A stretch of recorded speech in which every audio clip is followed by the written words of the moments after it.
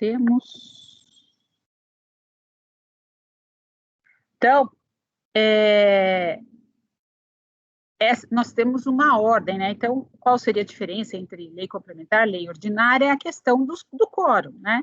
E o legislador constituinte, ele muitas vezes ele coloca lá, essa matéria deverá ser disciplinada por lei complementar, essa matéria deverá ser disciplinada por lei. E como nós temos aqui uma legislação que acontece no meio do caminho, muitos momentos, como os senhores já estudaram direito tributário, aquela norma é recepcionada como lei complementar. Então, se ela não era lei complementar, ela é recepcionada naquele momento, ela é entendida como lei complementar. Agora, outras leis, elas tiveram que obedecer essa determinação constitucional no sentido de ser criada por lei complementar ou lei ordinária. Então, a gente tem essa hierarquia e temos a instrução normativa 77. Aí vocês vão falar para mim, mas instrução normativa, para que precisa de instrução normativa? Primeiro, para que a gente tem uma instrução normativa? A quem ela é dirigida num primeiro momento? Ela é dirigida aos servidores do INSS. Por quê? Porque eles precisam saber o que e como eu devo proceder na análise de um determinado, vamos lá falar de direito previdenciário, de algum determinado benefício previdenciário. Agora, a gente tem que ver que a instrução normativa, ela não é lei, ela não é decreto, ela não é a Constituição. E muitas vezes a gente vai ver o quê? Uma alteração. E aqui a instrução normativa, ela é importante porque, às vezes, ela beneficia muito mais que muita lei. Ou ela já aceita determinadas decisões judiciais e já coloca na instrução normativa para ser obedecida. Então, daí a importância que os senhores deverão seguir as instruções normativas. Eu acredito que já está no EVA, eu já coloquei toda a legislação, eu tento mandar a legislação atualizada, e o importante aqui, num primeiro momento, antes de vocês ficarem preocupados com livros, é vocês terem a legislação e procurar entender jurisprudência, e eu tento mandar material, já tem material no EVA, para os senhores lerem. Eu espero, sinceramente, que os senhores leiam. E aí tem o Estatuto da Pessoa com Deficiência, a definição de Seguridade Social, uma série de benefícios que a gente vai estudar, essas alterações legislativas em virtude da Covid, eu vou passar uma gravação, um vídeo meu, tal, e aí como que vão ser as minhas aulas? E vocês já estão vendo que as minhas aulas vão ser assim. Eu vou tentar explicar, eu vou tentar usar PowerPoint, mas eu não mando, não, olha, vocês podem implorar, eu não mando um PowerPoint para vocês. O que eu mando? Eu mando material em Word, para não ficar tão simplificado, ficar mais elaborada, escrita, e se vocês quiserem, vocês acompanhem a aula depois, vejam, tal. Então, essa é um ponto. Então, as minhas aulas vão ser com PowerPoint, eu tento instigar o debate e análise das recentes reformas no âmbito previdenciário. Como que eu faço isso? Presencialmente era mais fácil, eu colocava os alunos, vocês são advogados, se vocês forem...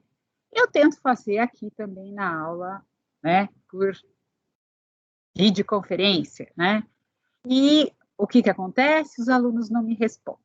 Então, eu arranjei um método, porque vamos pular aqui para a questão não da avaliação, mas para a questão da frequência. Então, existe uma determinação da Unital, das vários normativos da reitoria, no sentido de a gente colocar, deixar bem claro que nos termos do protocolo acadêmico, nas aulas síncronas deverá a frequência ser registrada pelo professor. Nas aulas assíncronas, vamos levar em consideração pelos trabalhos que vocês vão fazer. Eu acho que todo mundo é adulto. Aonde vocês chegaram, e no nível que vocês chegarem, essa coisa de fazer chamada, presencialmente até valia a pena, e aqui também me valeria a pena, porque eu queria conhecer vocês, tal. Mas aí eu vejo na tela, vou tentando ver os nomes, tal. A minha postura é não parar a aula ou pegar minutos da aula para ficar fazendo chamada, a não ser que vocês me irritem, que ninguém converse comigo, me deixe falando sozinha, aí eu fico muito brava e vou fazer chamada, tá? Agora, eu não quero um monólogo. Então, em certos momentos, o que eu vou falar? Ah, mas o que vocês acham disso? E se ninguém me responder, eu faço chamada. Aí, se a pessoa não responder, eu dou falta. E depois, se vier pedir, ai, porque eu fui no banheiro, ai, porque o meu microfone não funcionou, isso é problema de vocês. Qualquer problema, ó lá, qualquer problema de conectividade, de comunicação aqui, vocês têm que falar lá na secretaria, não é comigo. Então, é aula e vocês têm que aparecer. Nem que seja por 1 segundo, mas tem que aparecer. Senão, vocês vão dormir. Eu quero que as pessoas falem comigo, tá? Tudo bem, muitas vezes eu vou passar gravação, essas coisas, mas tragam dúvidas, tá? Essa é a oportunidade que vocês têm para errar. Não é que as pessoas não podem errar, não me entendam mal, mas agora vocês podem falar, eu posso até ficar brava, tal, mas vejam bem, vocês podem falar besteira, errar, completamente. Por quê? Porque vocês estão numa universidade para aprender. É lógico, uma universidade séria é aquela que provoca o aluno a ter leituras, a ele ir atrás, a ele entender, e depois ele vir aqui e a gente discutir. Por que ele não captou aquela mensagem? Onde que estava o problema? Então, é isso que é uma universidade. E eu tento, né, trazer isso à baila. Consigo sempre, né? Mas vamos tentar. Eu sempre tenho uma esperança muito grande com vocês. Bom, critério de avaliação. Questões práticas a serem resolvidas. Peças a serem apresentadas, como petição inicial, contestação, coisa que vale. Análise de decisões jurisprudenciais, discussão de texto doutrinário, chamadas orais para averiguação do aprendizado, questões a serem debatidas em grupos, apresentadas de forma escrita. Todas as disposições obedecem ao protocolo acadêmico. Bom, qual que é a minha meta para poder ter a possibilidade, ainda mais se vocês estão falando a verdade, vamos ver daqui a pouco, deixa eu tirar a tela, nós já estamos com 36 alunos, quer dizer, já tem um número razoável, né? Agora, vocês estão falando que tem 45, aí o negócio vai, né? Então, primeira coisa, vocês vão ter que formar grupos e resolver trabalhos. Toda aula, ou praticamente toda aula, eu dava uma pergunta e vocês tinham que responder e entregar. Eu vou alterar um pouco esse programa para ver se vocês escrevem mais, porque vocês acabam deixando de escrever. E agora, com esse negócio de audiovisual, prova, teste com resposta, é um negócio meio assim. Antigamente, presencialmente, eu fazia uma prova escrita, dissertativa. Eu acabava alternando isso, né? Mas como esses problemas de Eva e de coisas acabaram, né, meio que nos proibindo ou nos condicionando a não fazer isso. Então, eu vou ter que ir por uma outra seara para ver se vocês escrevem. Então, a proposta vai ser escrever, vocês vão fazer em grupo, justamente para não ter que ficar corrigindo tanto, ter a oportunidade de corrigir, dar um feedback, e eu dou um tempo para vocês escreverem. Então, eu estou mandando material de leitura, espero que leiam, porque é por aí que eu vou avaliar. e vocês vão fazer tipo um artigo, escrevendo sobre determinado tema que eu vou mandar para vocês. Esses trabalhos vão valer nota, e tem um trabalho final, que é uma peça prática. Eu, no passado, logo no começo, tentei dar seminário, dar exposição, chamada oral, talvez presencialmente funcionasse. Aqui eu ainda estou bolando algumas chamadas orais, mas eu acabo conseguindo, né, fazer. Eu acho que vocês, tendo a oportunidade de ler e escrever, vocês acabam estudando para a prova.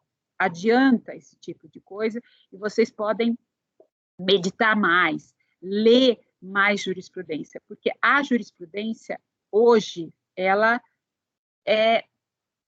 dá aula, ela muda entendimentos, e a gente precisa estar muito, muito, muito perto disso, e saber interpretar. Muitas vezes uma ementa não traduz aquilo que está no acórdão, então tudo aquilo lá tem que ser lido. Às vezes é muito grande, às vezes é repetitivo, mas é um aprendizado, e vocês acabam sabendo um entendimento jurisprudencial, e é muito importante. Eu acho que é de suma importância, tá? Então, é nesse sentido que eu acho que a gente vai fazer uma peça prática. Por quê? Eu dou uma peça prática para vocês fazerem como último trabalho, porque o objetivo de vocês é poderem sair daqui advogando. E é esse meu objetivo. A minha matéria, ela acaba proporcionando, se vocês souberem aproveitar, é lógico, não vai... Talvez hoje, no futuro, vocês ganhem muito se vocês souberem isso que eu coloquei logo no começo. É saber não só o presente, vocês têm que saber muito bem o passado, vocês saberem procurar esse direito, como que ele funcionava no passado. Por isso que eu vou acabar repetindo, tentando contar a história. Aqui é tudo historinha, né? É tudo novela da Globo com intervalos, entendeu? Então, a gente vai ter muita história de como era e como é. A emenda 103 trouxe mudanças muito drásticas na questão de como é o direito hoje, tá? Então, isso mudou muito, mas nós temos a questão do direito adquirido. E aí que vale vocês saberem o passado. Deixa eu ver aqui se a gente tem que acrescentar mais alguma coisa desses preâmbulos. Bom, eu falei da conectividade, falei da coisa, e minha prova é a prova mais fácil que existe, né? Então, nem tem o que falar da minha prova. E aí, vamos... Vocês estão vendo a tela do PowerPoint? Não. Vamos lá.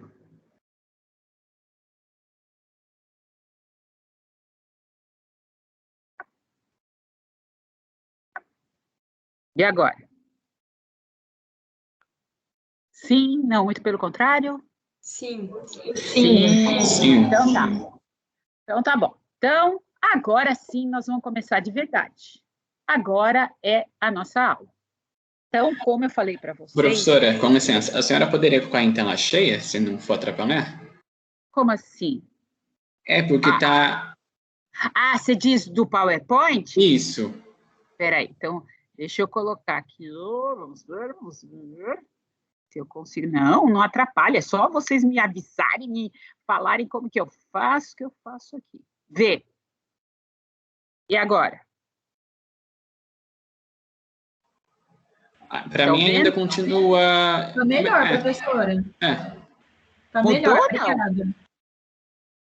Mudou? Quem que tá? Mudou, agora está a tela cheia. Tá a tela cheia? Sim. Tá? Sim, então tá bom. Então, vamos lá. Então, o que vai ser a legislação básica? Aquilo que eu já falei para vocês. O que é Constituição Federal? Constituição Federal de 88, artigos 193 a 204 da nossa Constituição. Isso quando eu falo de Seguridade Social. De um modo geral, capítulo, título, onde está a Seguridade Social. Agora, isso não significa que quando a gente começar a percorrer toda a Constituição, nós vamos encontrar muita coisa que a gente vai ocupar para um dos subsistemas de Seguridade Social, certo?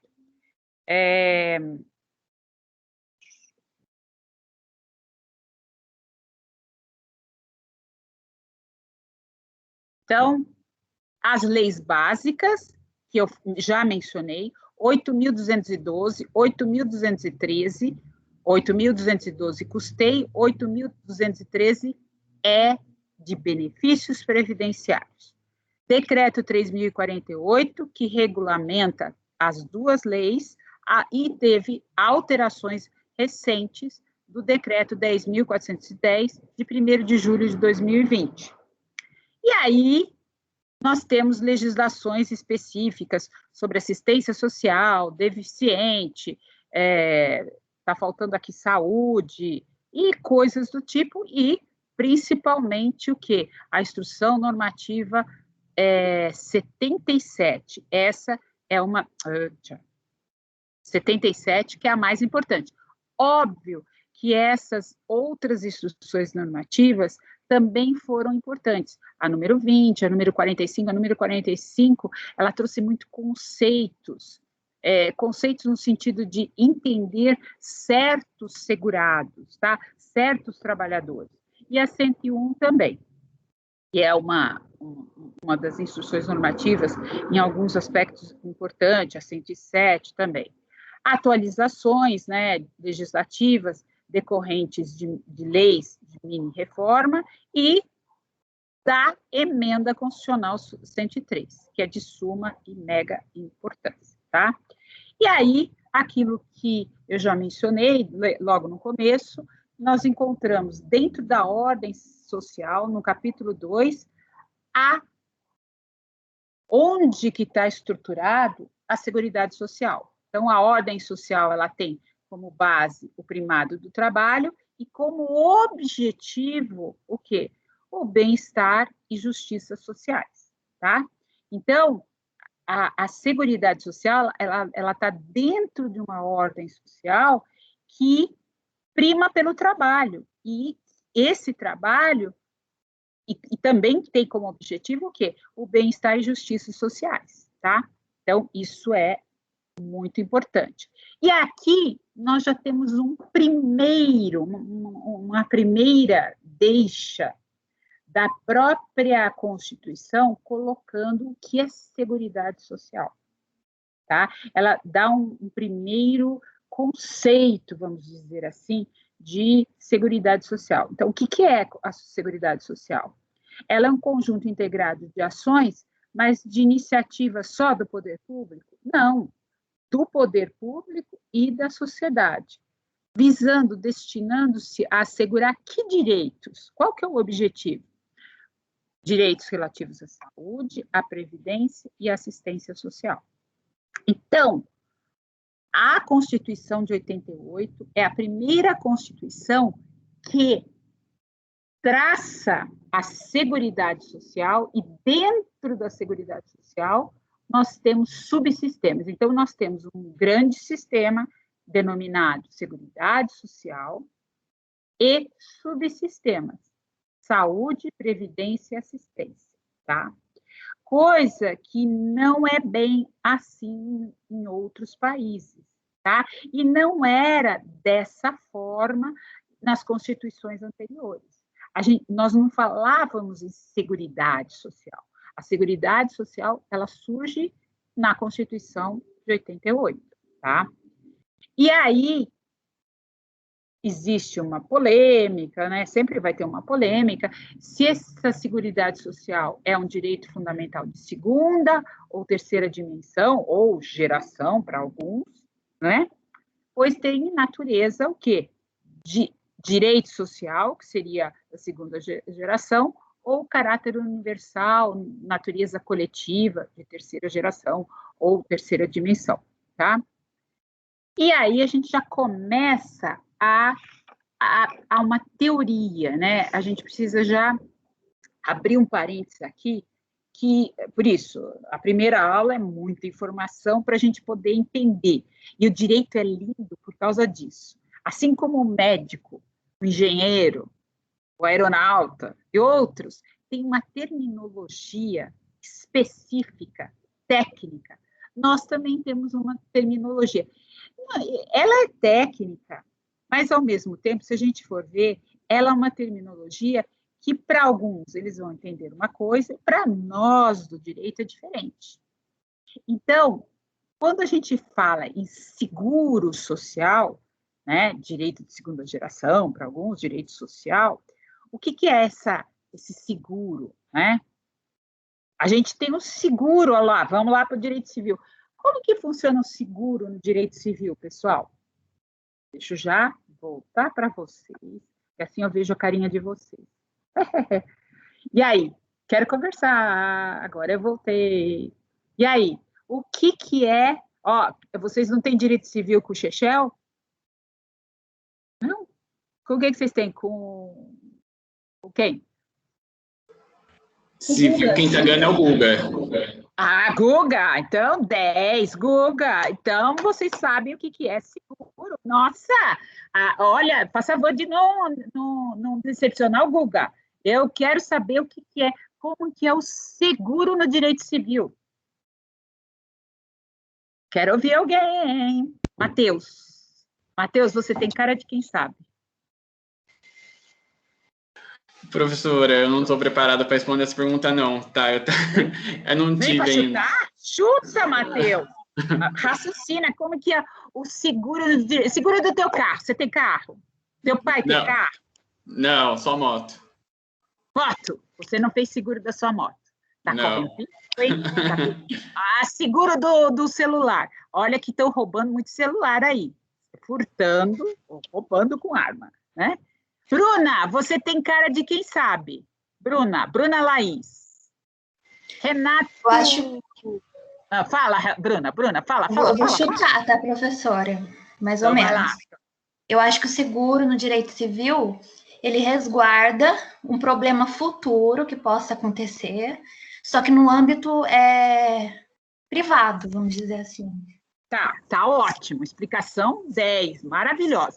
Mas o que precisa acontecer para você, por exemplo, usar desse seguro? Sinistro. Hã?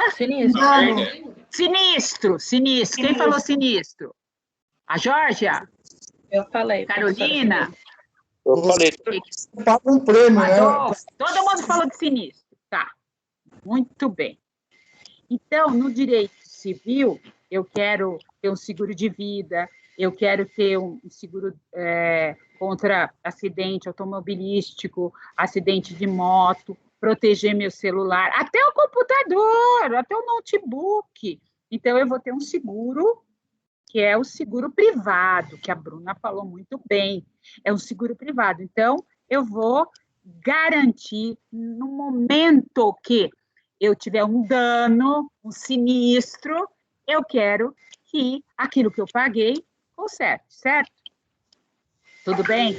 Então, eu pago para obter isso de direito privado. Perfeito. Agora, vamos raciocinar no seguro social. Como que funcionaria isso no seguro social? Caso o sujeito sofra um problema, ele recorre ao Estado, né? Tá, muito bem, Adolfo. E aí, me dá um exemplo assim, que você imagina no seguro social, dentro da matéria que eu estou dando, é óbvio, né? Que você acha que o Estado tem que agir e que é um seguro social. Acidente de trabalho, depois de um determinado tempo, o Estado que cobre, né? É isso? Tá, um acidente do trabalho, boa, tá. Mas para ele obter esse acidente do trabalho, ele não tem que fazer nada? Tem que entrar com... Não, calma que você já está querendo judicializar, calma, nada de entrar na justiça, muito trabalho na justiça. antes disso, ó, a Bruna falou lá do seguro privado, a gente está falando de seguro social, né? A gente está indo lá, o Estado. Mas será que aquele que quer ter pago, você deu o exemplo do acidente, né? Acidente do trabalho, ele não tem que tomar nenhuma atitude, ou o empregador. Tem que haver o Estado vai lá, vai pagando. Da onde que ele tira esse dinheiro para pagar? Você acha que nasce do céu, cai do céu? Eu acho que é a contribuição que não vai pagando, descontada todo mês, né, professora? E depois ele entra com um requerimento no INSS para solicitar esse seguro, o auxílio acidente. Tá, ó, então já começamos a falar dele. Então, qual que é a diferença, né? Nos dois, a gente já está vendo que é seguro. Um seguro privado, um outro seguro social, tem que ter sinistro. No direito previdenciário já temos várias teorias. Que teorias são essas? Para uns é teoria do risco, para outro é contingência. Então, a gente precisa ter um risco, uma contingência. Será que sempre isso é um fato voluntário ou involuntário? Porque, por exemplo, um acidente é involuntário, tá? Agora, vocês imaginam alguma situação que é voluntária, mas que não seria um sinistro? Aposentadoria, professora? Isso, que dependendo do tipo da aposentadoria, nós tínhamos a antiga, quer dizer, temos ainda a aposentadoria por invalidez que mudou de nome, tá? Mas ainda vamos ficar com a aposentadoria por invalidez, né? Agora mudou, o auxílio doença também. Essas são, tem que acontecer alguma coisa, né, que a gente põe, entre aspas, negativa, vamos dizer. E essas são involuntárias, ninguém quer ficar doente, ninguém quer ficar inválido. Agora, você pode ter aquela que era a aposentadoria no passado, por tempo de contribuição, que hoje não existe. Na realidade, ela meio existe e não existe. Você vai ter um tempo exigido e vai ter uma idade, né? Que antes não se colocava idade, ou tinha uma aposentadoria específica por idade. Então, é uma aposentadoria, vamos dizer, voluntária. A partir do momento que eu faço a idade, eu posso querer continuar trabalhando, ou eu já tenho direito adquirido, veio a emenda 103, não estou nem aí para ela, porque eu já tenho, eu vou me aposentar, mas eu quero continuar trabalhando. Então, é um risco social, mas não é uma questão de sinistro. Não é uma questão que precisa acontecer algo que mexa no meu físico, alguma coisa contrária para eu obter esse benefício. E a maternidade? Não tem o salário maternidade? O salário maternidade é uma coisa boa, né? Ter uma criança, vir uma criança ao mundo, e isso não é um sinistro. Então, quando a gente fala em contingência, então, a palavra contingência é até melhor, mas existem duas teorias, eu não vou me aprofundar, eu só vou sobrevoar. Quem quiser aprofundar vai ter que fazer um curso mais aprofundado. Eu vou só mostrar para vocês da onde que surgiu tudo isso, para não cair de paraquedas, para a gente saber que existe o quê? Contingência e risco social. Para alguns, como até um previdência... eu não falei da bibliografia, eu sabia que estava esquecendo de alguma coisa, e eu acho que eu não pus isso. Mas, me cobra, a próxima aula, castigo para mim, eu esqueci de falar da bibliografia. Porque eu trago alguns livros que estão na biblioteca da Unital, mas que todos estão desatualizados, tá? Mas tem alguns que estão próximos, mas atualizados com a emenda, eu não encontrei. Mas aí eu vou falando de livros atualizados, disso foi um erro meu, eu esqueci. Eu não sei se estava naquele programa ou eu deixei numa outra folhinha. Depois eu vejo isso daí. Foi uma falha. Voltando para o PowerPoint, todo mundo está vendo, né? Vai reclamando se não vê. Então, nós estamos aqui falando, estão vendo? Sim. Sim, tá.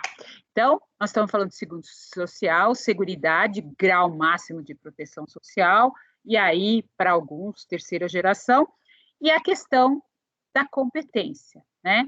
Então, antes disso, deixa eu voltar para o que eu estava falando de contingências, depois eu volto para competência. Então, se estabelece um conjunto de medidas e ações de proteção social às pessoas com relação às contingências, aos riscos sociais que os impeçam de prover as suas necessidades básicas de suas famílias, visando assegurar os direitos relativos. Aí, os subsistemas, previdência, assistência e saúde. Então, contingência social, a gente pode também traduzir por evento, né? Então, é a primeira Constituição a introduzir no artigo 194 a palavra Seguridade Social e trazer essa ideia de contingência, algo, ou evento, algo que pode acontecer acarretando a perda ou a diminuição dos ganhos, como, por exemplo, a idade avançada, invalidez, morte, enfermidade, maternidade. Então, aqui o ganho é no sentido assim, teve o filho, e agora? Não vai poder ficar trabalhando. No direito brasileiro, existe um salário maternidade que, enquanto tiver num determinado período, pode receber o salário maternidade. Não fica ao desalento, não fica ao desabrigo. O exemplo que um colega de vocês falou do acidente do trabalho, a questão do desemprego, que também é uma problemática, se está dentro do direito dentro de previdenciário ou não, mas não vou entrar nisso, tá? E aqui a gente já tem a nossa divisãozinha de Seguridade Social. Previdência, assistência e saúde. A Previdência Social, aqui nós vamos ter dispositivos. O artigo 40, ele fala essencialmente do quê? Da Previdência Social do regime próprio. Então, quando a gente fala em Previdência Social, aí vocês vão abrir duas possibilidades, regime próprio e regime geral. Qual que a gente vai estudar? O regime geral, o regime regido pela CLT, tá? É o regime privado, é o regime que atinge toda a comunidade. Paralelo a isso, nós temos o quê? Um regime próprio. Qual que é? O regime próprio é privativo de quem? Dos servidores públicos e militares, certo? Então, nós vamos nos ater, nosso curso vai se ater à Previdência Social. Se der tempo, eu até gostaria muito de falar do regime próprio, mas é que o tempo é muito curto, mas adoraria, eu acho que é uma matéria muito importante, mais do que nunca, para a gente fazer uma diferenciação das possibilidades. Mas, vamos ver, o nosso tema, tópico, é Previdência Social e Regime Geral de Previdência. Então, aqui já estamos vendo uma diferenciação dentro da Previdência Social, regime geral e regime próprio. Nós vamos nos ater ao regime geral de Previdência Social. E o subsistema Assistência Social e Saúde. Aqui, já vamos aprender algumas coisas. A Previdência Social, ela é o quê? Contributiva, tá? Ela só vai funcionar para quem contribuir. Seja ele do regime próprio, seja ele do regime geral. Assistência social é de quem necessita. Então, é para os necessitados. E aqui vai ter um âmbito de atuação para aquelas pessoas que necessitam. Não existe exigência de contribuição, mas também não são para todos, é para aqueles que necessitam. Saúde, a gente vai ver direito de todos, também não é contributivo. O Brasil, nesse aspecto, como alguns outros países, tem uma saúde, vocês vão falar, mas a saúde não funciona, não entregam as coisas. Ela é não contributiva, tá? Agora, isso vai depender de como essa sociedade é construída, de uma série de outros fatores que a gente precisa estudar em outros âmbitos, certo? Tá, antes de eu entrar aqui, vamos voltar. voltar. Para a gente estudar isso, que isso daqui é muito importante. Então, a questão da competência para legislar. Então, vejam bem, olha aqui a importância transcendental, aquilo que eu falei da Constituição, tá? Compete privativamente à União legislar sobre seguridade social. Vocês estudaram direito constitucional, vivem estudando direito constitucional. O que significa privativamente da União? A União legislar sobre seguridade social.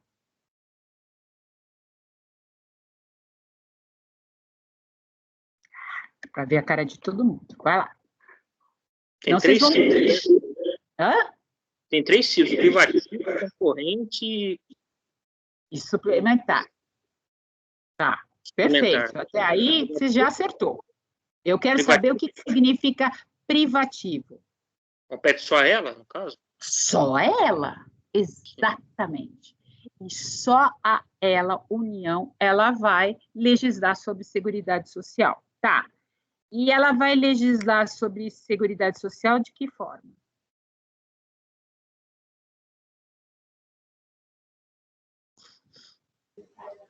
Ela pode delegar aos outros entes também. Calma, né, você já está indo muito longe demais. Se nós não vimos outros artigos, você não sabe se pode delegar ou não pode delegar. Calma, eu quero saber como. Eu falo privativamente, a União poderá legislar sobre seguridade social, ou seja, ela vai, a gente já tem uma legislação. Programas sociais? Eu quero saber o instrumento normativo. Lei complementar? Vai depender da Constituição. A gente não falou da lei de custeio, a 8.212 e a 8.213, que é a lei que fala de benefícios previdenciários? Então, nós temos aqui normas gerais e até específicas em lei. Por enquanto, aqui não houve determinação por parte do legislador, por enquanto, porque a emenda vem e fala de algumas coisas que só podem vir por meio de lei complementar, tá? Então, a gente tem que ver aonde? Na Constituição. Num primeiro momento, o que a gente tem que ver? Normas gerais. Se essas normas gerais vão vir por lei complementar ou por lei ordinária, eu vou ter que ir lá olhar na Constituição. Qual que é a disciplina sobre essa matéria? Ah, é lei complementar. Ah, tá. Por exemplo, a questão da aposentadoria especial de atividade insalubre, como a do deficiente. O que a Constituição veio e falou? Precisa ser por lei complementar. Para o deficiente, veio a lei complementar. Por quê? Porque quando veio a emenda que colocou isso, que determinou que seria a lei complementar, não existia nenhuma legislação sobre deficiente. Porém, já existia disciplina sobre a aposentadoria por invalidez, aposentadoria especial de atividade insalubre, na 8.213. Então, ela foi recepcionada como se lei complementar fosse. Então, a Constituição já falou, não, vai ter que ser, mas já existia. Aí vem a interpretação nesse sentido, fala, não, já existia antes do advento da emenda que determina isso. Então, nós vamos recepcionar isso daqui, vamos admitir isso. A emenda 103, ela faz isso em muita coisa. Porque a emenda 103 também, ela pega e vem e fala assim, ó, isso daqui vai ter que ser disciplinado por lei ordinária, isso daqui vai ser disciplinado por lei complementar. Mas enquanto não tiver, eu já estou disciplinando. A emenda 103, o legislador foi rapidinho, foi muito espertinho. Falou assim, olha, tem que ser disciplinado por isso. Mas enquanto não tiver, vai ser assim, tá?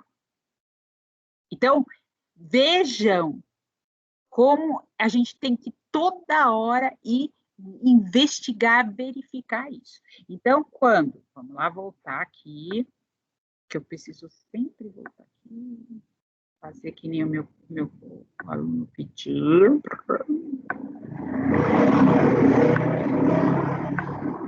Voltou? Está na tela? Sim. Sim. Então, privativamente, artigo 22 da Constituição, inciso 23, fala: legislar sobre seguridade social. Agora, aquilo que o colega já estava se adiantando, competência concorrente. Aí sim, todos poderão legislar sobre isso, obedecendo ao quê? À Constituição e às normas gerais da legislação federal, tá? E aí a competência concorrente é de quem? Da União, dos Estados e do Distrito Federal. Aqui não está falando do município, tá? Mas depois a gente vai olhar lá o município. Então, aqui a competência concorrente é da União, dos Estados e do Distrito Federal, em que matéria? Previdência, proteção e defesa da saúde. Então, vejam, é sobre a Previdência. Aqui, nossa, isso daqui podia ser uma boa perguntinha para vocês fazerem em casa, né? Que tipo de previdência que os estados e o Distrito Federal poderão legislar concorrentemente com a União? É a previdência do regime geral?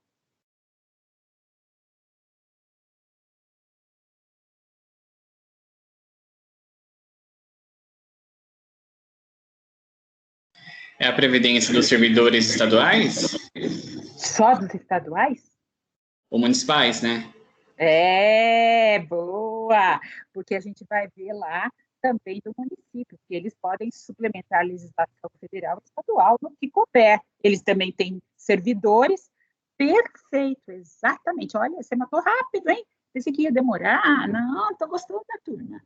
Então, vejam, aqui quando se fala em competência concorrente, em termos de previdência social, só no tocante à previdência do regime próprio, porque é dos servidores públicos, tá?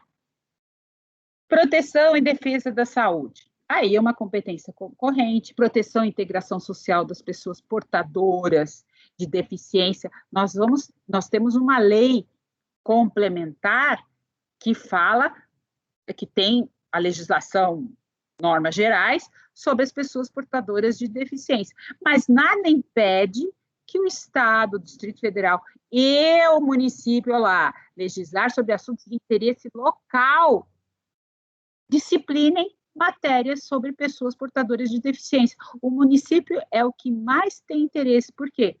Porque eles têm que disciplinar, principalmente o município, no tocante às ruas, o acesso, entendeu? Então, tem muita coisa que pode ser o quê? Legislada em termos a nível municipal, tá? Proteção à infância, à juventude e assim por diante. Então, a gente já tem aqui um arcabouço da competência legislativa da Seguridade Social, certo? Por que não vai?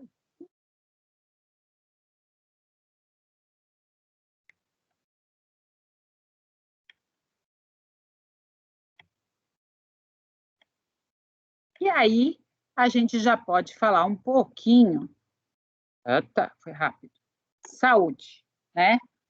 Saúde é um direito de todos, dever do Estado, garantido mediante políticas de prevenção de riscos e de recuperação da saúde. É organizado pelo SUS, que é um sistema único de saúde. Ele é gratuito, acesso universal, igualitário, e as normas gerais estão nessa 8.080. Então, vamos lá olhar para a carinha de todo mundo. Onde que estamos aqui? Vamos lá. Voltei, né? Voltei. Tá. Então, está na Constituição que saúde é um direito de todos. E aí? Eu tenho um cliente, todos vocês agora são advogados, já estão advogando, primeiro dia, já batem na porta lá o cliente e falam assim, meu filho precisa fazer uma cirurgia lá nos Estados Unidos e o Estado não quer pagar. E aí? Como que eu faço? Doutor, o senhor consiga uma vaga, consiga que pague, como que eu vou fazer? Vai lá. Como que vocês vão agir? Vocês ficam pensando muito no juiz, no promotor, tá. Não, vocês têm que pensar que o primeiro juiz é o advogado. É ele que vai atender, é ele que vai analisar o caso, ele vai ver se é para judicializar, se é para entrar administrativamente, se é para conciliar. Então, não é essa coisa assim, advogado, vamos entrar com a ação. Aí já bateram na porta de vocês. Eu quero uma resposta. E aí, o que vocês vão fazer? Que providências vocês vão tomar? O que vocês vão questionar esse cliente? O médico falou que meu filho só se salva se ele fizer a cirurgia lá nos Estados Unidos. Aqui não tem jeito. Aqui o SUS mata. Ó, como que eles vão primeiro vai questionar. Quem está falando? Quem está falando? William. William, fala, William. Primeiro ele vai questionar se o Sistema Único de Saúde pode oferecer aquilo que ele precisa, né? Como que você questionaria isso? Primeira coisa, básica. Vai lá, William. Se ele tem o procedimento adequado para a situação do cliente. Né? Como é que é? Ele tem o procedimento adequado para a situação de saúde do cliente. A cirurgia adequada, que corresponde ao quadro clínico dele. Tá, mas você diz isso, você quer dizer, se essa cirurgia poderia ser realizada no Brasil? Exato. Tá, muito bem. Professora, mas o direito de saúde a gente não tem em relação ao território nacional? Sim, tudo bem, também entendo bem. Isso é básico. Mas se for no exterior, o Estado não tem obrigação de custear. Exatamente, tá, pronto. Matheus já deu uma guinada. Vamos supor que tem um remédio. Esse remédio custa R$7.000. E o Estado não tem esse remédio. Não está lá no hospital, não tem nenhum lugar assim, público. Mas custa R$7.000 por mês. E, segundo o médico que prescreveu esse remédio, é para sobrevivência. É uma doença rara e que precisa desse remédio. E aí? Professora, quando você fala o Estado na cerca de nação ou você fala o Estado no âmbito Estado de São Paulo, Estado do Rio de Janeiro? Só para eu saber. É assim, o Estado. Quando a gente fala, a gente pode... Vocês têm que fazer a diferença. Esse Estado, vocês vão mover uma ação para o município onde a pessoa mora, para o estado onde ela mora, ou vão mover contra a União? Vocês que têm que me dar a resposta. A União, os estados e os municípios, elas são responsáveis solidariamente, não são? Então, pode pedir para qualquer um deles. Eu tenho um exemplo aqui em casa. Eu, durante a infância, tive que tomar remédio para hormônio de crescimento. Então, a gente entrou com um processo, não necessariamente, porque é um exame porque é um medicamento de alto custo que eu tinha que tomar diariamente, mas eles já forneciam para várias pessoas. Então, a gente fez o requerimento e quem pagava por esse medicamento era a União. Certo, perfeito. Na realidade, você já antecipou, você acabou comigo, você já deu toda a jurisprudência que eu ia falar. Mas é isso aí. Hoje já está ratificado nesse sentido. Todas são solidárias. Tem algumas questões mais específicas que podem ser direcionadas para alguns, mas sempre o ideal, o advogado deve mover contra todas, União, estados e municípios. Muitas vezes quem vai custear mesmo é a União. Agora, volta a pergunta. Você já matou a questão onde eu vou entrar com a ação. Tá? Posso entrar com todas, e aí vai ter uma questão de competência. Mas o que eu quero saber saúde, direito de todos, né? Porque quem lê isso já, se vira, paga. E aí eu quero saber, o médico falou, esse remédio só tem nos Estados Unidos, aqui no Brasil não tem. E aí? Professora, acho que, na minha opinião, acho que se enquadra no mesmo que uma cirurgia. É obrigação da pessoa, não do Estado. Ainda mais se o medicamento não for regulamentado pela Anvisa. Eu acho que tem até o caso no você já está canal de sabendo bio. de alguns detalhes, tá? Ele não está regulamentado pela Anvisa, tem isso. Mas como que você explica... Em relação a essa cirurgia feita internacionalmente, nos Estados Unidos, existe alguns casos, eu estou resgatando pela memória, de que eles pagam para você ir fazer essa operação nos Estados Unidos, se for de especialidade exclusiva de um certo hospital lá. Por exemplo, tem apenas alguns hospitais que fazem transplante em criança, que aqui no Brasil não tem transplantes grandes, né? De criança, e eles têm que fazer nos Estados Unidos. Então, o que eu resgato da memória é que a alegação principal é: se a saúde é um direito constitucional, então ele é irrenunciável. Então, se nosso Estado brasileiro não tem capacidade de fornecer a saúde necessária, né, os equipamentos e a cirurgia necessária, então, por ser um direito constitucional irrenunciável, ele tem que pagar para você, dar toda a assistência para você fazer onde é possível, onde é viável. Tá, então vamos lá. Quem que estava falando? Qual o nome? Yasmin. Yasmin, você não está aparecendo, Yasmin. Por isso que eu não sei. Agora eu vi que está aqui. Por isso que eu não vejo a pessoa, Yasmin. Bom, Yasmin, tudo bem, vamos na sua. Então, é um direito de todos, é isso que eu queria. Você tá, então, é um direito de todos, acabou, não interessa. Então, vamos supor que é o município de Taubaté. Essa cirurgia nos Estados Unidos vai custar 1 milhão. E esse 1 milhão o município vai ter que pagar. Como que você diz que o município vai poder pagar se ele não tem os medicamentos básicos aqui? Aí a gente volta para a questão de que eles são solidários, né? Se o município não tem como pagar, então a gente vai ter que... Tudo bem, então vamos lá. Isso daí vai ser a União que vai pagar, tá? E aí, a União deixa de repassar para o município, para o Estado, esse 1 milhão. Como que vamos resolver? Vamos ter que pedir uma tutela aí, né? É perigo em mora, né? Porque a pessoa pode morrer, etc. E tal. Sim, ela vai morrer. Ela vai morrer.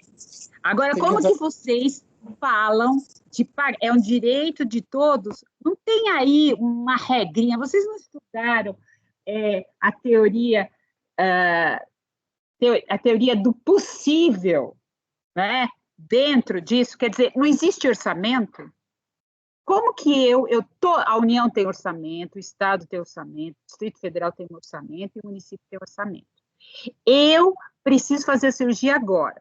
Aí a União vai lá e tira da onde?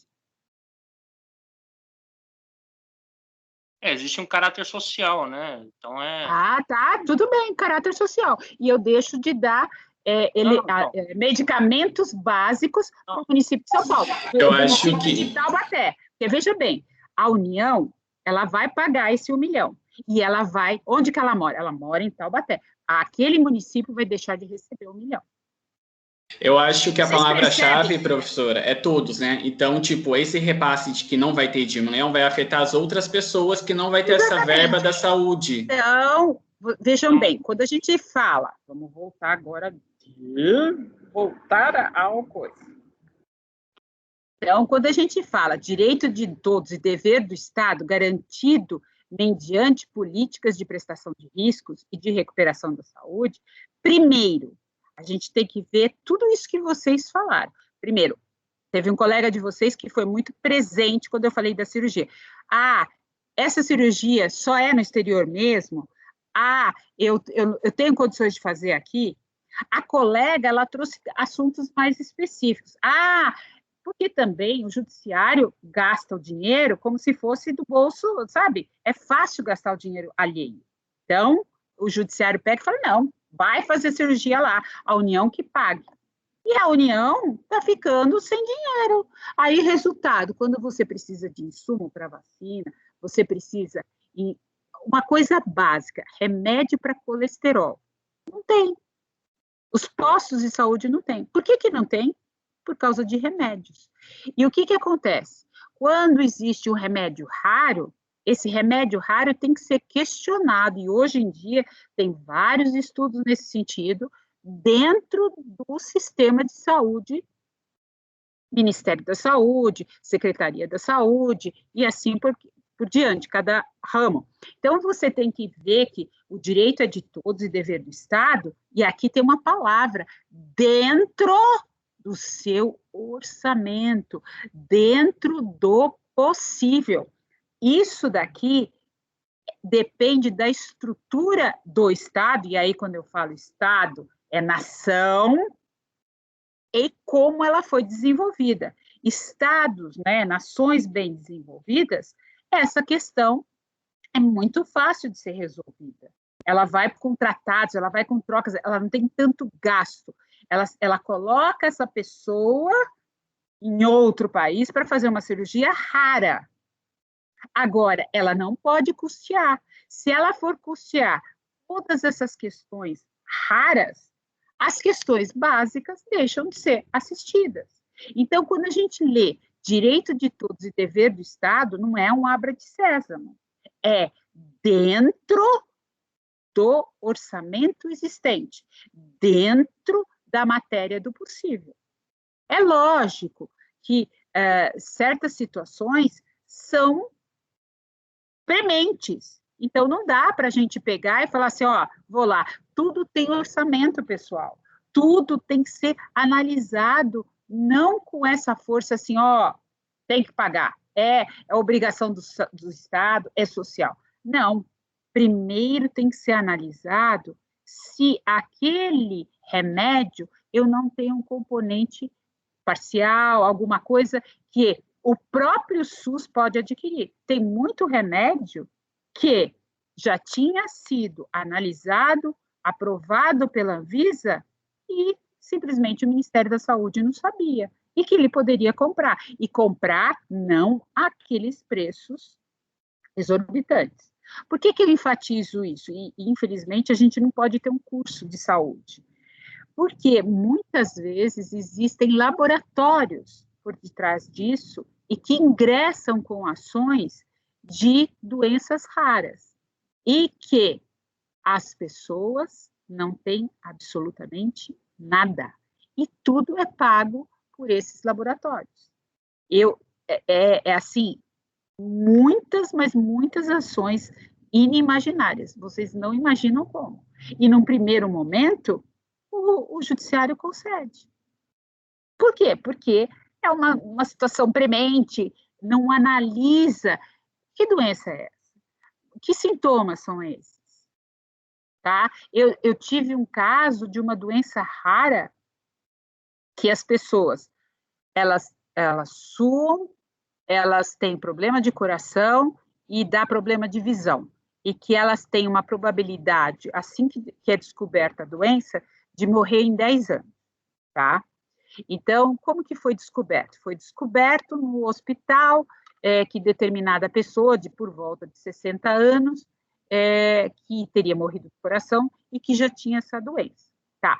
Então, eles pegaram o laboratório da Alemanha, mandou fazer um exame por intermédio de uma enfermeira em toda a família, e toda a família tinha este diagnóstico. A mão suava, tudo tendia a ter problemas de coração e vista. Então, as meninas, filhos, né, de 6, 7, 8 anos, a mãe, a avó que sobrou, porque o pai tinha morrido, né, o avô tinha morrido. E criou-se uma associação de advogados específica para isso. Tá. Tinha alguma comprovação científica, alguma coisa nesse sentido? Não. O estudo tudo era da Alemanha, o laboratório era da Alemanha, e ele que estava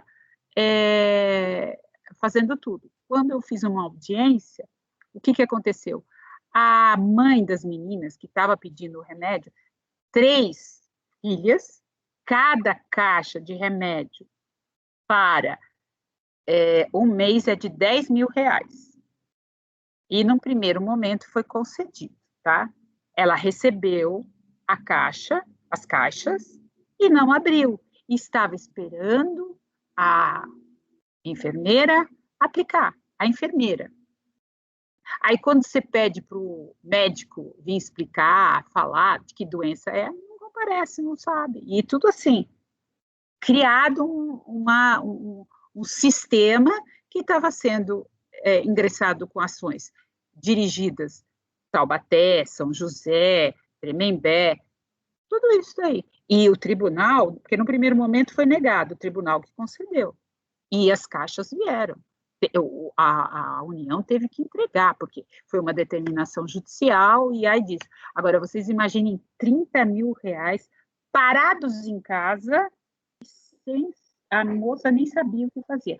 E a mãe falando assim, eu parei de trabalhar, porque como eu teria que receber esses remédios, não sabia nem explicar por que parou de trabalhar. Quer dizer, por detrás disso, tinham muitas outras coisas. Todo mundo desistiu das ações, quando só foi feita uma primeira audiência.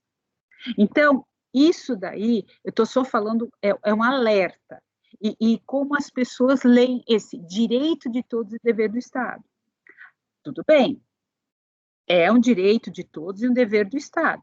Tanto é que se alguém muito rico estiver passando mal na rua, ele pode ser atendido pelo SUS, independentemente dele ter um convênio médico. Por quê? Porque é um direito de todos e de dever do Estado de ser atendido.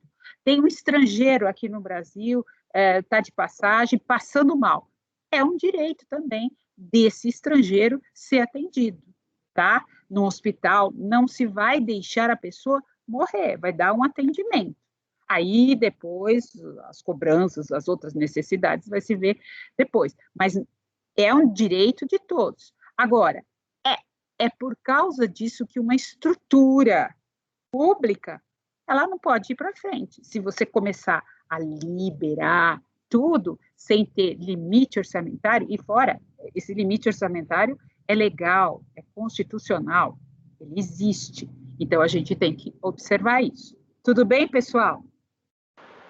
Professora, isso não é por ser um direito social?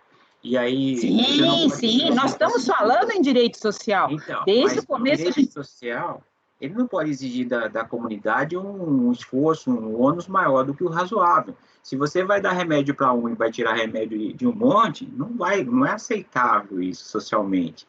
Não pode ter o sacrifício da sociedade, né? Você não pode dilapidar o patrimônio e expor o sujeito que precisa de simvastatina, por exemplo, que é o remédio de colesterol, a ter um infarto, porque ele não vai ter o remédio de colesterol, porque o poder público não vai poder fornecer.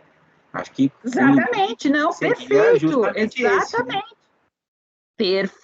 Perfeito. Análise, mas num primeiro momento, qual é a leitura? É um direito de todos, acabou. Não tem o que se discutir. E aí, porque a gente, quando vê o leigo lendo, o que ele... Não leigo, porque é meio complicado a maneira como ela foi escrita, a maneira como ela foi trazida. Então, a impressão que se tem, qual é? É que não se questiona de orçamento, não se questiona... É fácil fazer essa busca. A gente pensa nisso, como a colega bem enfatizou. Ela colocou assim, não... quem tem que pagar é a União. Por quê? A União que tem mais dinheiro, mas ela também tem orçamento. Agora, vocês imaginem municípios pequenos, sem um orçamento muito grande para o básico, para dar esse tipo de prestação. Lá na frente, ele vai ser o quê? Não vai ter o básico. Embora não seja ele que pagou, foi o federal, vai sobrar para ele no futuro. Por quê? Porque tudo tem o quê? Orçamento, limites, entenderam? Bom, senão a gente não acaba e vai acabar o intervalo de você. Então, saúde. Cabe ao poder público, em todas as suas esferas, prestá-la a todos os brasileiros, estrangeiros residentes e mesmo os não residentes, aquilo que eu já tinha antecipado, havendo uma solidariedade entre todos os entes públicos, aquilo que a nossa colega já antecipou. O preâmbulo da Constituição da Organização Mundial de Saúde é que a saúde é um estado completo de bem-estar físico, mental e social, e não apenas a ausência de doenças. Então, ele teria que ser o quê? Preventivo. E isso a gente só vai encontrar em estados, nações bem desenvolvidas. É isso que é o objetivo que deveria se ter na saúde. Vou dar um exemplo para vocês de alguns anos. A Inglaterra também tem um serviço público, como a Itália e outros países, que funciona mais o serviço público, e funciona muito bem, vamos dizer, do que outros locais, né? Porque é muito bem empregado, as contribuições e tal. Então, a Inglaterra,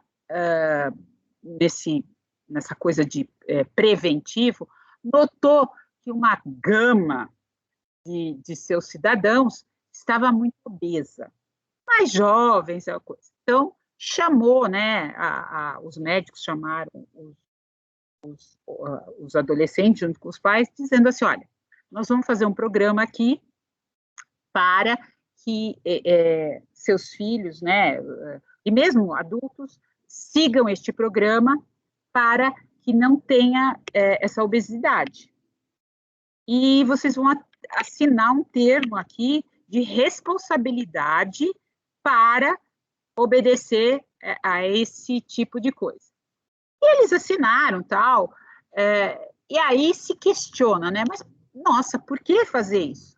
Porque eles estavam preventivamente evitando que outras doenças, pelo fato de existir muita obesidade, poderia, lá na frente, ocasionar para o sistema de saúde. Então, vamos prevenir, porque o gasto com pessoas obesas pode acarretar uma série de doenças que devem ser evitadas. Agora, é um sistema muito evoluído. É esse sistema que tem que ser alcançado para que a gente evite o quê? Doenças lá na frente. Isso é um exemplo para vocês verem o que é o preventivo, né? Daí esse preâmbulo aqui para a gente entender bem que não é só ausência de doenças, mas é um bem-estar físico, mental e social, né? O social está sempre presente, né?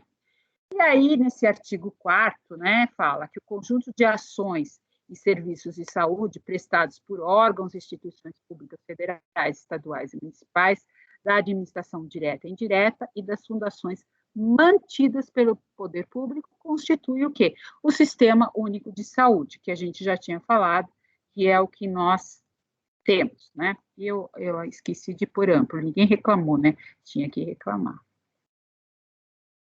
Ixi, esqueceu de voltar? Tá. E continuando. Aqui, vamos trazer aqui a colega já acabou comigo, já trouxe as decisões antes. Então, jurisprudência do STJ, que estabelece que o funcionamento do Sistema Único é de responsabilidade solidária dos entes federados, de forma que qualquer um deles tem legitimidade para figurar no polo passivo da demanda, que objetive o quê? O acesso a medicamento para tratamento de saúde. Então, hoje, não se discute mais a questão da legitimidade, né? Isso foi muito discutido e... Eita, por que não vai? Esse é o tema 793, de ações repetitivas, né? Então, responsabilidade solidária dos entes federados pelo dever de prestar assistência à saúde, como decorrência, não há dúvida, da acertada afirmação na suspensão de tutela antecipada 175, de que todos os entes da federação são obrigados a tornar efetivo o direito à saúde, como também é correto asseverar que a concretização de direitos melhor se efetiva quando há distribuição de papéis e previsibilidade pela administração e pelo administrado do que cada um e em que medida deve prestar. Nesse contexto, a solidariedade reconhecida é aquela que obriga os entes da Federação Brasileira a organizarem um sistema único de saúde e não se esquivarem das tarefas que lhes são atribuídas pela Constituição, pela lei, pelas normas e acordos realizados pelos gestores do SUS, né? E aí, nós temos aqui também a questão da concessão de medicamentos. Então, é um tema também 106 do STJ, obrigatoriedade do poder público de fornecer medicamentos não incorporados em atos normativos do SUS. A concessão dos medicamentos não incorporados em atos normativos do SUS exige a presença de quais requisitos?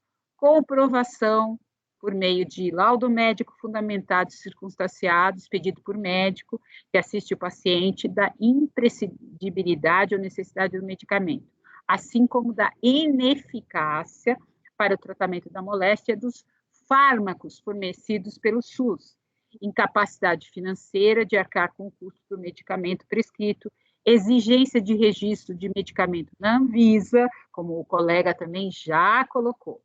E é a tese que foi definida em embargos de declaração. Então, aqui a gente já tem julgamento nesse sentido que vocês já estavam craques nisso, né? Já estavam sabendo isso, né? E aí, a gente vai rapidinho para a assistência social, que está disciplinada no artigo 203 da Constituição Federal, também pela Lei 8.742, que é o LOAS, a Lei Orgânica de Assistência Social, e apelidada de benefício previdenciário, quando é benefício de prestação continuada, né, um benefício assistencial, não é previdenciário, é assistencial, e que teve muita discussão, num primeiro momento dizendo que era constitucional, num segundo momento dizendo que era inconstitucional, depois, num terceiro momento aqui, o legislador alterando a questão do 1/4 e voltando para essa limite de 1/4 que os senhores vão atrás, vão descobrir tudo isso. O público assistido são os necessitados, idosos, portadores de deficiência, menores, adolescentes e demais pessoas carentes que estão fora do mercado. E o valor garantido para quem recebe esse benefício assistencial exigido pela Constituição e que foi colocado para o benefício de prestação continuada é de um salário mínimo, e aí vai exigir que se comprove a miserabilidade. E a miserabilidade, como os senhores sabem, é o quê? Uma palavra aberta. E aí tem 1000 significados. E como que a gente vai dizer o que é miserabilidade? A gente tem que ter o quê? Critérios objetivos. E como que onde que vamos encontrar esses critérios objetivos? Na legislação. O legislador tem que ser muito objetivo nesse critério para dizer o que é miserabilidade. Por quê? O que é miserabilidade para mim pode não ser para você, para vocês. Cada um vai dar um critério de miserabilidade. Então, a gente tem que ter um critério objetivo para o quê?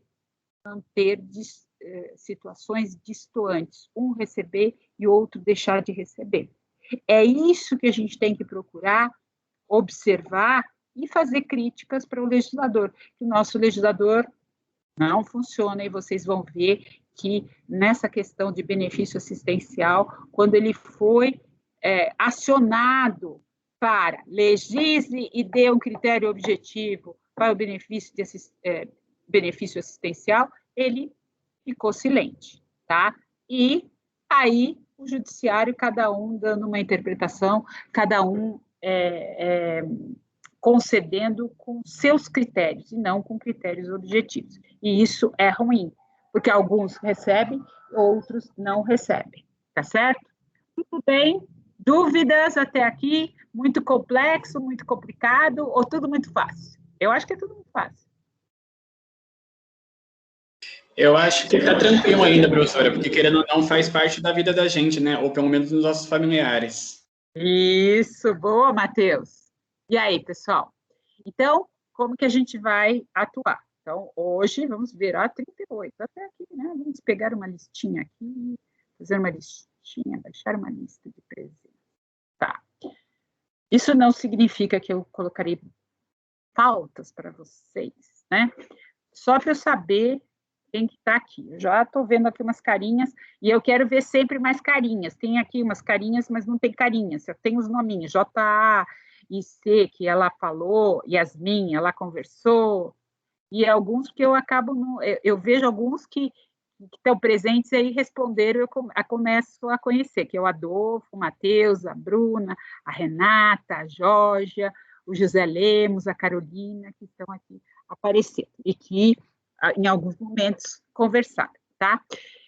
Como que a gente vai proceder? Vocês já têm, a partir de agora, já gravação, pode ser gravação daquilo que eu já falei, e de princípios. Eu estou indo hoje bem boazinha, estou indo bem calma, tá? Então, vocês vão ter repeteco e, às vezes, algumas profundidades no tocante à saúde e previdência, tá? E eu já comecei apresentando os princípios. A cada ano, eu não consigo dar aulas iguais, eu tenho que sempre estar estudando, tá? Então, eu acrescento algumas coisas, eu vou atrás de algumas outras, né? Então, o que acontece? Quando a gente faz uma classificação, e vocês já estudaram tributário, tem um tributarista chamado Roque Carrasa. Ele fala assim, classificação não serve para nada, ela só serve para ser didática, para facilitar o nosso estudo, para a gente entender aquele direito que a gente está estudando. Então, quando a gente fala em princípios constitucionais de seguridade social, cada um vai classificar de um jeito. Nós temos uns princípios que a Constituição fala no 194, parágrafo único, que ela coloca como um tema lá, objetivos, e que a gente interpreta como verdadeiros princípios, que a doutrina está colocando como princípios específicos. Mas não é desses que eu coloquei para falar hoje. E eu falei de princípios gerais, de princípios que estão aí espalhados pela Constituição e que a jurisprudência vem reconhecendo, a doutrina vem reconhecendo como princípios basilares e gerais de previdenciário. E muitas vezes traz alguns entendimentos daquilo que a gente vai estudar, e aí a gente vai entender para aplicar primordialmente no direito previdenciário. Esses princípios, e é isso que é uma tarefa que no futuro, e vocês já vão pensando que vocês vão escrever, eles devem ser aplicados para todos os subsistemas, saúde, assistência e previdência. Mas, às vezes, alguns princípios, eles são mais aplicados em alguns subsistemas do que outros, tá? E alguns princípios são específicos de alguns subsistemas. Esses princípios que constam da Constituição, eles foram ipsis literis, bem copiados nos seus artigos primeiros, tanto da Lei 8.212, que é de custeio, como da Lei 8.213, que é de benefícios previdenciários. Então, tarefa que aqui eu acabo, e aí vocês vejam o conveniente. Se eu tivesse presencial, eu também vou até as 10h40, que é a aula. Aqui, a aula também vai até as 10h40. Vocês têm um intervalo, vocês têm que respirar, têm que comer alguma coisa, tudo bem. Então, agora, vocês vão lá no EVA e peguem as gravações. Não querem, é o problema de vocês. Vocês querem ver no fim de semana, querem ver em outro momento. Isso é uma liberdade que eu dou para vocês. Agora, aproveitem a aula. Eu não vou mais passar gravação de aula. Eu passo gravação que eu faço sem os alunos. Então, na aula, prestem atenção. Aí, Eu não fico fazendo chamada nem nada, eu vou fazer essas brincadeirinhas com vocês, fazer perguntas, tal, não vou ficar... Eu acho que, assim, se gravarem, né, se falarem, a administração vai me pegar, igual me pega. Que é assim, a recomendação que a gente tem é para fazer chamada, é porque tem que fazer chamada, pode reprovar por falta. Eu não vou ficar atrás disso, não, eu desisti, não faço mais isso, tá? Acabou. Não, eu quero me preocupar em dar a matéria e fazer o melhor, tá? Eu adoro o que faço e me propus a isso porque eu via deficiência nesse sentido. Estou disposta, pode me perguntar, eu não sei tudo, e nem, eu quero aprender, mas não sou a sabedora de tudo. Eu sou metida, eu sou aquela que xereta tudo, eu vou em todos os âmbitos. E aí, acabam fazendo questões, às vezes, que não é da minha área, mas a gente vai brincando para chegar no nosso estudo. Então, vejam lá no EVA, a Roberta, né, a representante de classe, eu não sei se ela está aí. Professora, houve alteração no representante de sala, a partir de hoje é eu. Ah, Matheus, então tá. Você, Matheus, então eu preciso, Matheus, que você me inscreva.